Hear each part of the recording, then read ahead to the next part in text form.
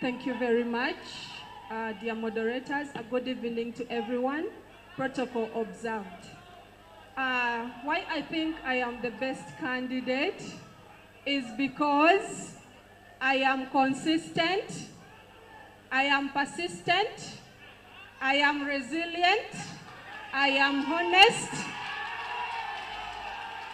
I am fearless, and I stand firm to speak for the people. I am the voice of the people.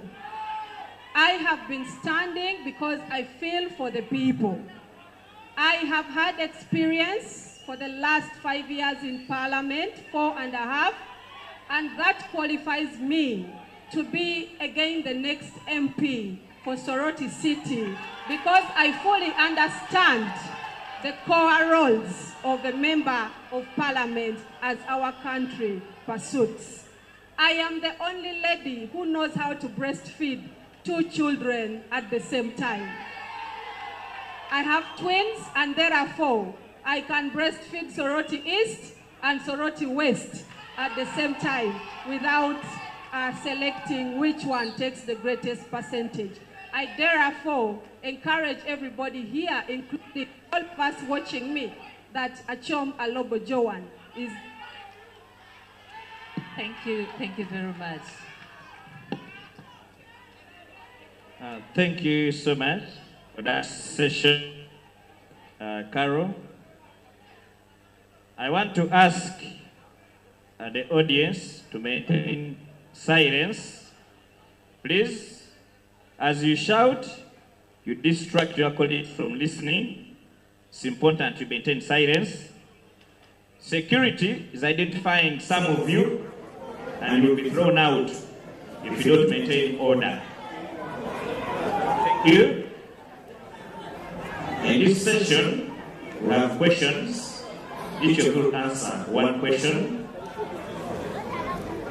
We introduce, I think, the candidates who are not here. My name is Peterson. Here we are going to address issues of gender because the position is woman member of Parliament. Candidate Priscilla, what strategies will you use to effectively advocate for women's rights in Parliament? You have 2 minutes to give us your response. Thank you very much for that question. The strategies I would use to advocate for women's rights in Parliament would be by following first of all, following the Constitution of Uganda in regards with the rights that women have. But also when we look at the economy of our city, Soroti City in particular, we find that we are still lagging behind when it comes to the businesses that our mothers are taking care of in order to support their families. So in a bid to what if for their rights, I would be in a position to help them and advocate for them to be getting funding, especially with the businesses they have, to ensure that their livelihood improves. And also when we look at the girl child, being that we have the highest rate of teenage pregnancies in the entire country, we are being ranked second. It means we would advocate for the girl child to stay at school, following the education rules that have been set by the government in the Constitution, for them to also stay at school, but also to create a place where a girl child is also provided with free sanitary towel or sanitary towels at a low rate for her to be able to stay at school. Thank you. I needed to hear a strategy in Parliament. Address yourself to Parliament. these issues, yes, you will do that, but the strategies that you'll use in the parliament to achieve what you are talking. I would work hand in hand with the people in parliament who are responsible for ensuring that the girl child is taken care of. That's what I would do. Is that all? Thank you. Let me get...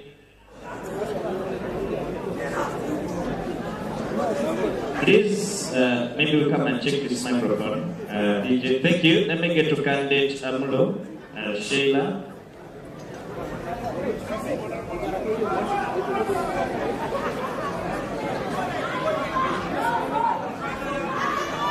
Candidate Sheila, what apps?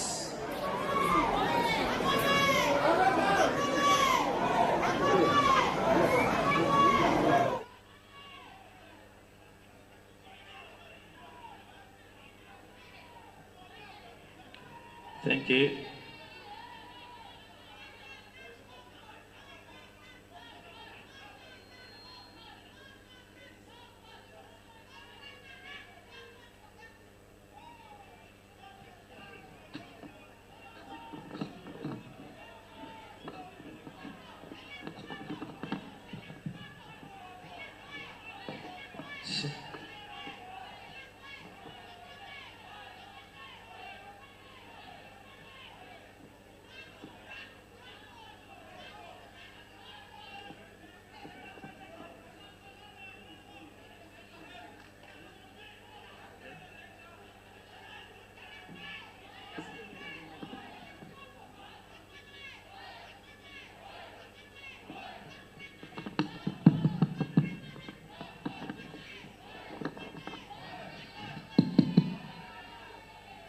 Oh, thank you.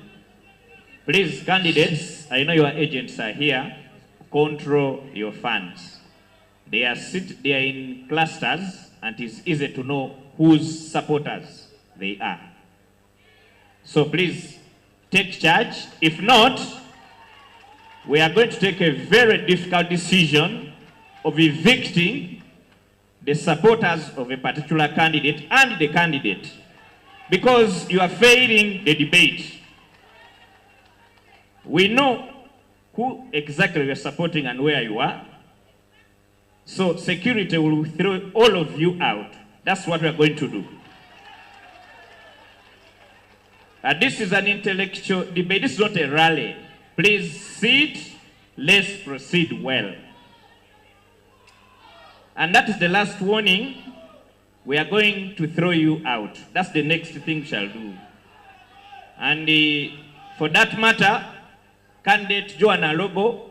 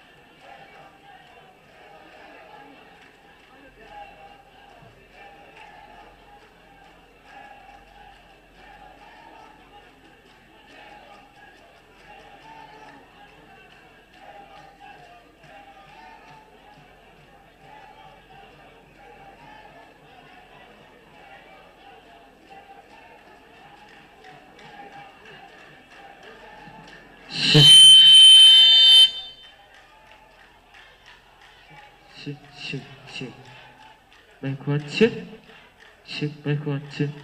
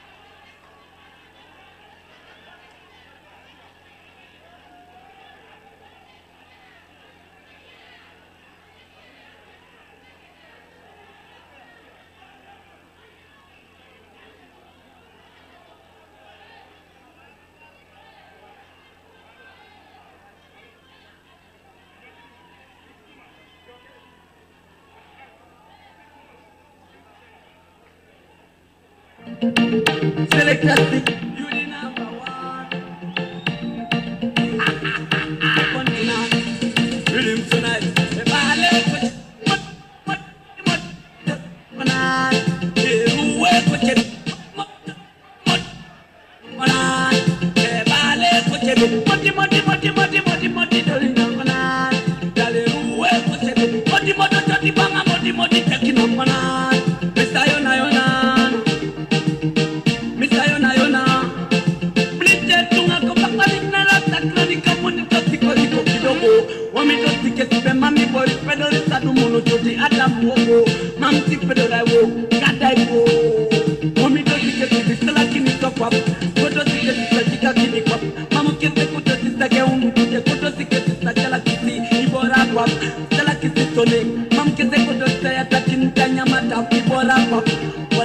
Walai,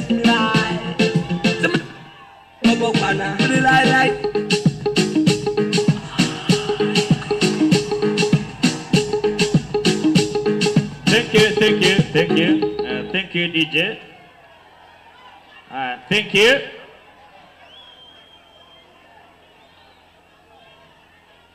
Before the technical issue we had, we are making a communication on order. And I was asking candidate Joanna Robo to control your supporters. Candidate Sarah Inachu, control your supporters. And the candidate Juliet Agonyo. We are giving you 5 minutes, you the three, to control your supporters, if we shall proceed.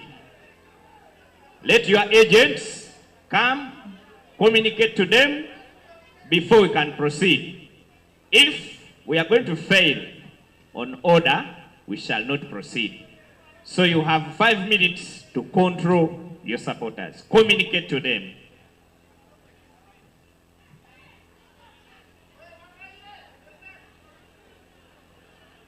Your agents, you know where they are.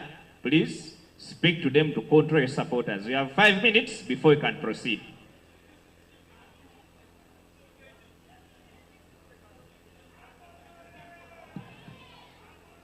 Frank, where are you? Please come over. Eliku Frank, come over.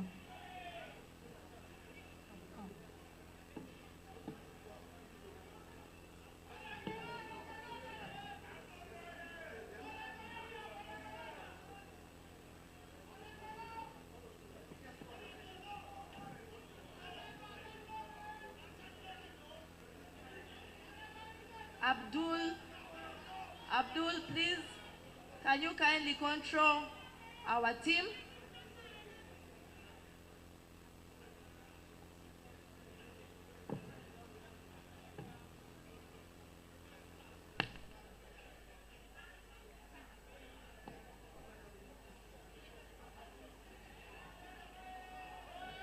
It is important that we have order for us to proceed well.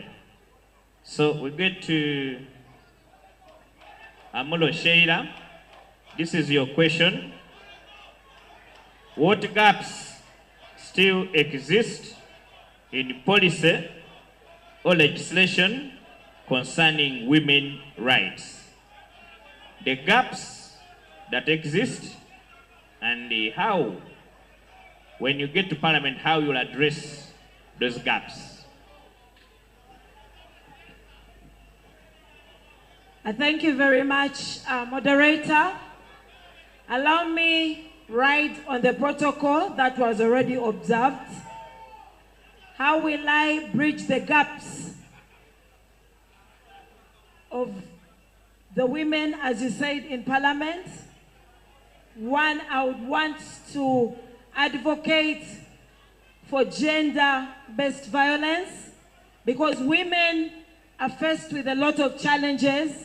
Back here, you get to realize that our mothers are playing the role of staying in the kitchen, and they're not actually being given the platforms we are being given here today to sit and discuss and talk about issues. I would want to advocate in the floor of Parliament that at least let the grassroots women also be brought on board.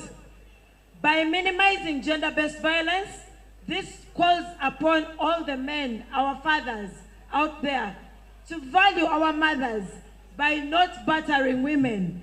So if I went to Parliament, I would want to table that on the floor of Parliament, that women are the mothers of the nation, and women are supposed to be respected. So their rights are not supposed to be violated. That is what I'll do when I go to Parliament. I beg to submit. Thank you. I didn't hear any gap in a policy. Thank you very much, moderator. The gaps in the policy, I'll write on the government policies that are favoring the women. One of them I talked about is gender mainstreaming, because our government actually protects the rights of the women. So what would I do in terms of policy?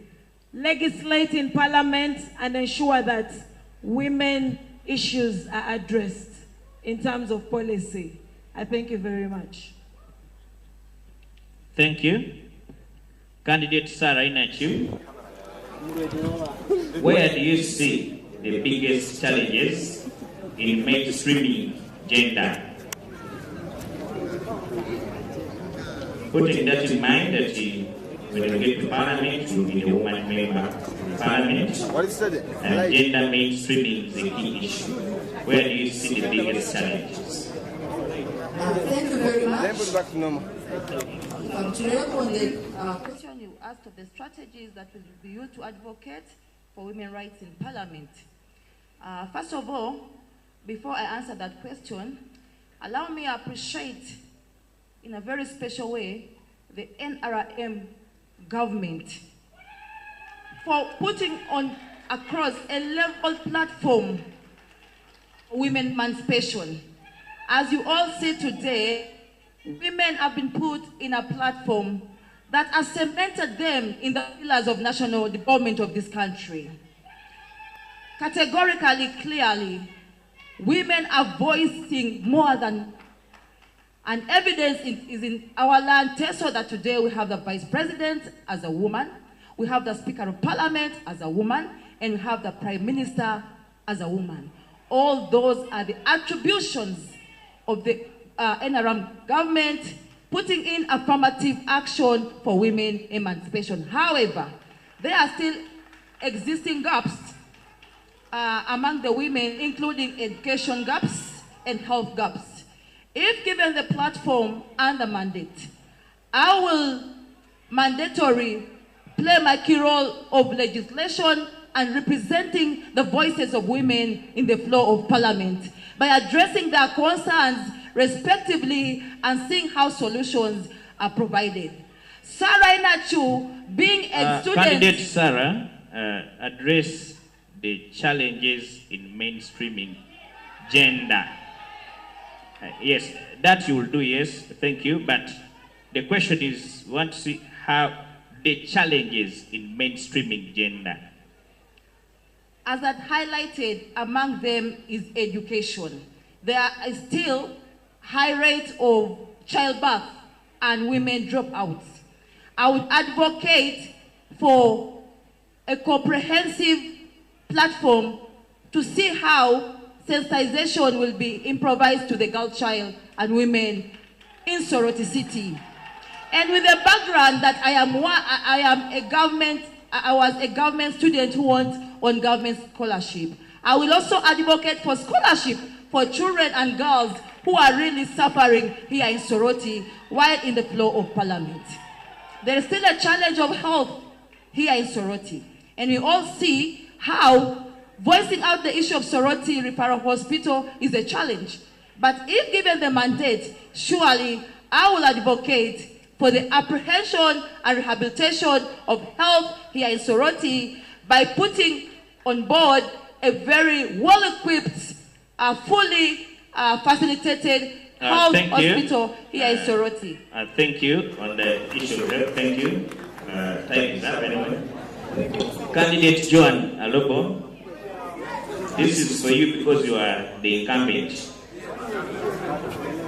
And putting in mind that you are the incumbent, there are also issues of accountability. Apart from telling us what we will do because you've been in Parliament since 2021. How does cross-party collaboration strengthen the push for gender-responsive legislation? And noting that you were a staunch opposition leader. Thank you very much, Bwana Moderator. Cross-party collaboration, first of all, is a collaboration that puts all the interests of everybody, including women, youth, and men. It doesn't just deal with one party, and in that, we must first attend to the budgetary and interests of the citizens in a whole, ahead of the party divisions. As we budget for these best analyzed people, gaps that that need to be addressed. When we, the cross-party collaboration is one of the strongest engines that are behind gender-responsive legislation.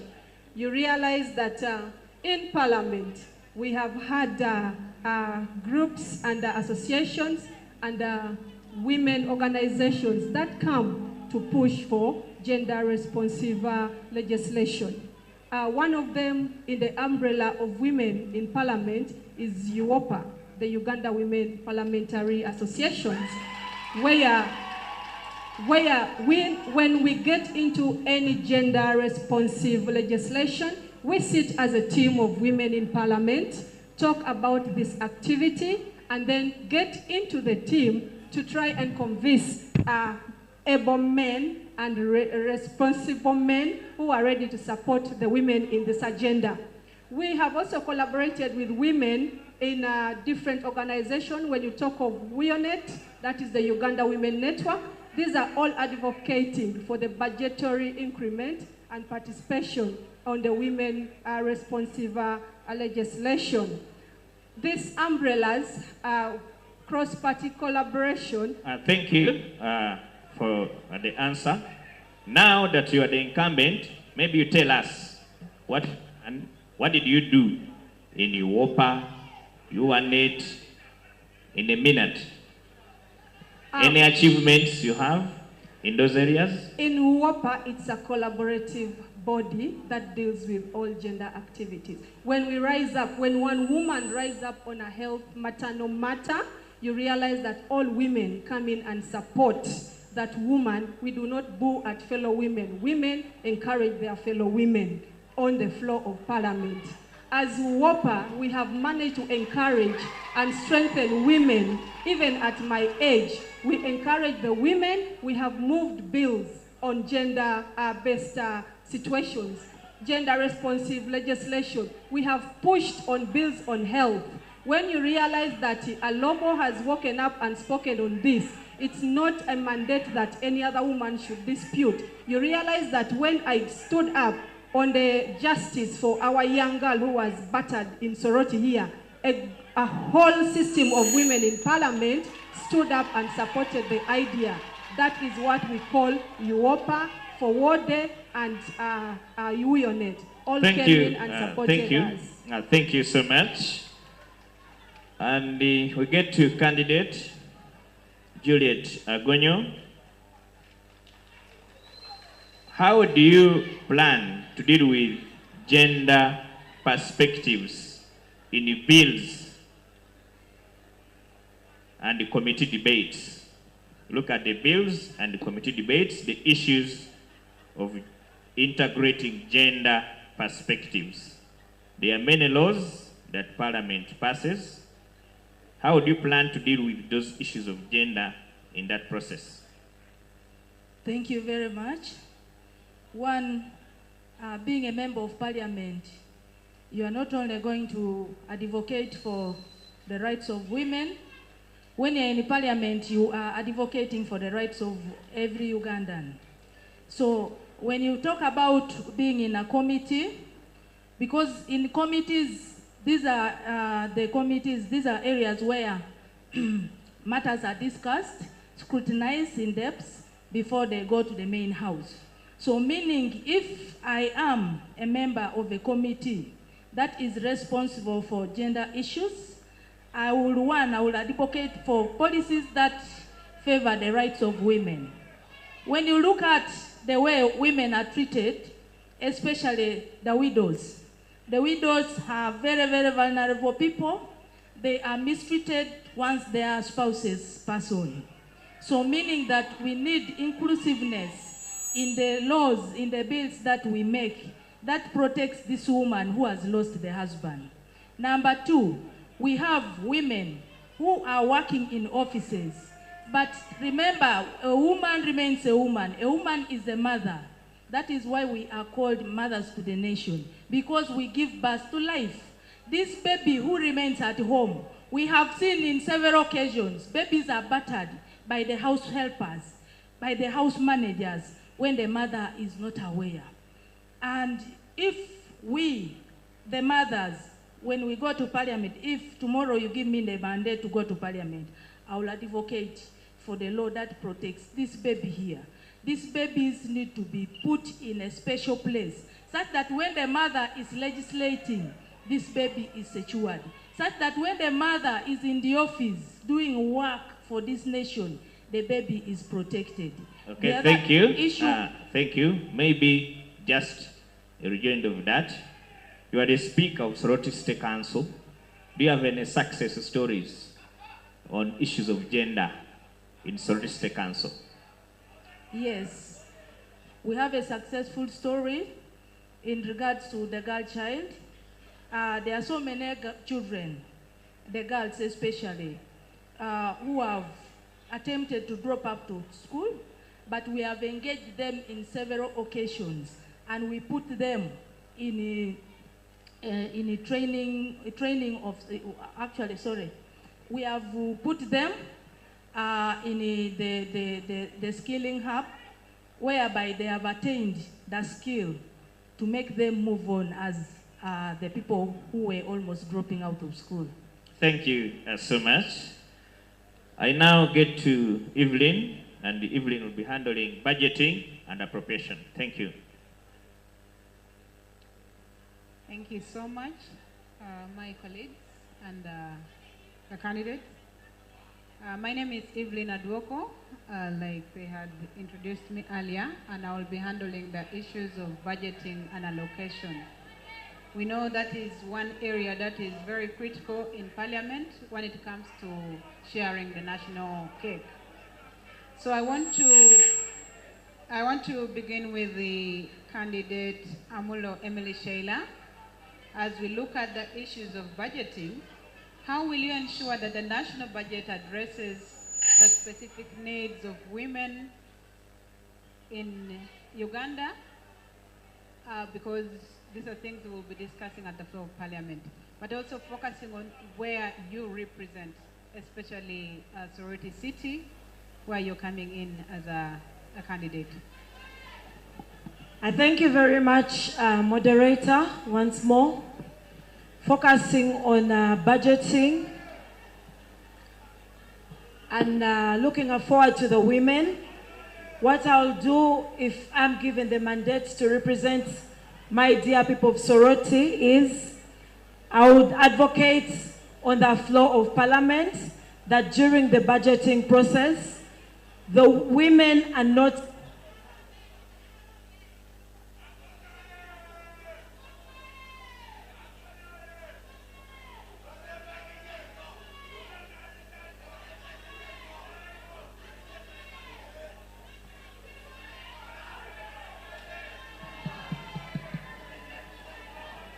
maybe you can proceed. Yeah, thank you once more. During the budgeting process, I would advocate that being a woman myself, women should be budgeted for in a way that during the allocation of the national cake, women through the, should I proceed, moderator? Please go ahead, proceed. Aware of the existing groups that we have of women. We have the UWEP, that is the Uganda Women Entrepreneurship Program. I would advocate that during the allocation and budgeting process, such groups mob funding is added to those groups. Why do I say so? If more funding is added to the web, to mention but a few, to the web project, it will help sustain the livelihoods of our mothers out there. Because you get to realize that women are always in the kitchen. Women are faced with challenges of upbringing of children. Women are faced with challenges of being, most especially with the Uganda of today, the breadwinners in the homes, though the men also play their role. So such initiatives, I would ensure that while in Parliament, groups like UWEP should be, more funding should be given to such groups, such that women are empowered Thank you. Your time is up for now. We'll come back later. Let me get to Honorable candidate Nachisara. Still on the same question, I would like to you to explain to the audience here how you will ensure that the national budget addresses the specific needs of women of Soroti City. Because we understand that, yes, there has been budget allocations, but how will you ensure that in each sector, issues of women are really catered for in the budget fully, to the extent that we see women benefiting from these budget allocations?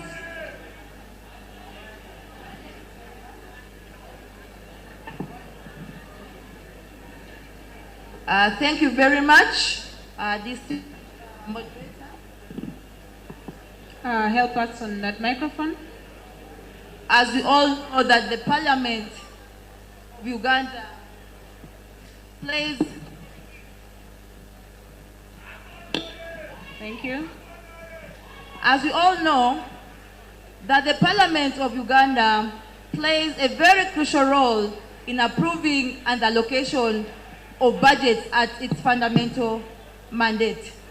There is need, therefore, to scrutinize the allocation of such resources to fit into the development of some sectors that really enhance the apprehension of various sectors here in Soroti City. And my focus surely would be targeted and geared towards majorly two categories here in Soroti, and that is the youth and the women. I would therefore be that voice that lobbies for the people of Soroti City, particularly the women, by ensuring that there is proportionate allocation of those resources to suit or to be disseminated, to be acquired by the women of Soroti City to support their groups, and particularly women in the market, women who are in business, and women who have small circles. I would also fight to advocate for the youth, because these are the projects that surely fight idleness and enable our youth to gain and obtain quality life. Majorly, those are the two areas that I will advocate for in the floor of Parliament.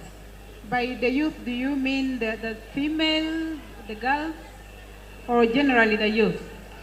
There has been a problem on imbalancing. As a mother, I would look at both the female and the male youth to benefit from this development agenda. Okay, thank you. Let me go to candidate Alobo Joan.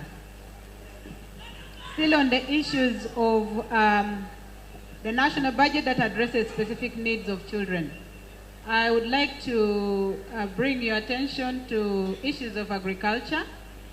We understand that in 2003, there was an African Union Declaration in the assembly that happened in Maputo, and the declaration clearly said that there should be a 10% allocation to the agriculture sector. And we understand that by the UBOS statistics of 2024, 77% of the women in Uganda were in the agriculture sector. Now, you have been participating in the budget process of the country. I want to know, how will you ensure that these budget allocations really will address the specific needs of the women? Thank you very much. Because it seems this has not been, obeyed. We have seen the agriculture sector getting almost less than 3% in the budget allocation. And yet this was a commitment by each African state to ensure they put 10% allocation. Thank you very much. Okay. Thank you very much, Madam Moderator.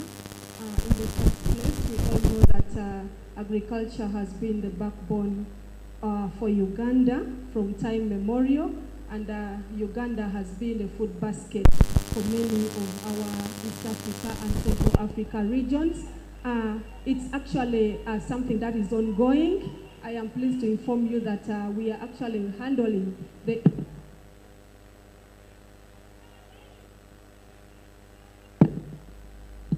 Please go ahead. Yeah, I think you're we are actually now handling the issue and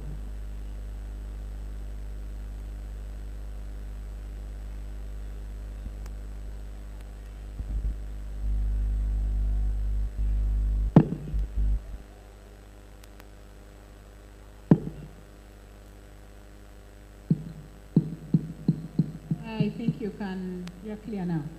we are actually advocating that government removes or completely reduces taxes on our women, especially the low-income women communities, to provide for incentives to empower them as we lift them out of the poverty level in Uganda. We have also, when you look at the PDM money, in that PDM, we made sure we advocated that women must get at least 30% of the whole PDM money. So this 30% is basically to uplift a common woman who is living under the level of the highest poverty.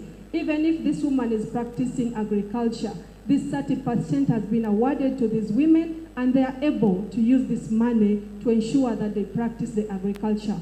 One of the most things we are actually advocating for as women is also to ensure that the modern irrigation schemes come down to the communities where we are practicing agriculture. And we all know that women will be able to use this water vis-a-vis the rain feed water that comes once in a while. So the irrigation schemes is underway. Whatever we are planning is actually, I am very glad for this question because it is underway. It is something within our committee of our national economy and infrastructure. We're actually handling this, that women should be able, the irrigation scheme specifically, to ensure that we manage to handle. But also there has been, complaints on the cost of having that project. If you look at it in a rural setting, most of the women cannot afford. There is a certain percentage that you're supposed to contribute, and there are also other conditions. You must be near a water source, and these other things that come with, having that irrigation scheme in your area. How will you ensure that this really can go to every local woman who may not be able to raise probably 70% of what the irrigation scheme is demanding us for now? We are actually advocating for government to fully participate in providing this irrigation scheme. Uganda is a very rich country. We have water, and for that reason, enough water. In the last sitting when we had in our committee, we actually realized that Uganda has enough money, and it is our push to ensure that Uganda and the government ensure that each and local low-income person gets the irrigation scheme. We are actually pushing for the lowest or a free irrigation line that passes along those areas where these gardens are going to be situated. And I'm very sure we pay a lot of taxes, and that is why we are advocating for a give back to the community that cannot afford this money. The taxes we pay should be able to be used to ensure that this irrigation scheme reaches to the lowest person on ground. Thank you so much. I want to go to candidate Juliet Agonyo as we still